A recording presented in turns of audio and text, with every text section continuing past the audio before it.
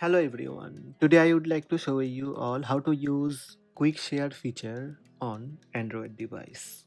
Let's have a look. Here I am using Google Pixel and Samsung smartphone.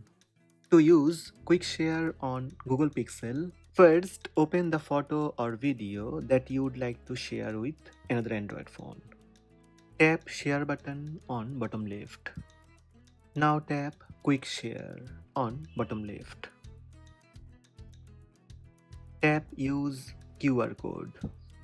Ask the other person to scan with their Android device. Now take another Android device to receive photos or files from Pixel phone. Open camera app on your other phone.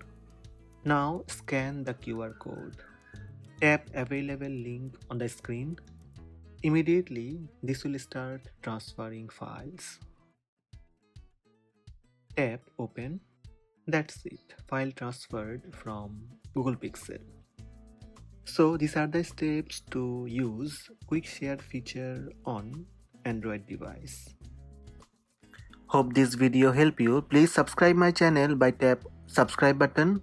Also tap the bell icon to receive notifications about all new videos.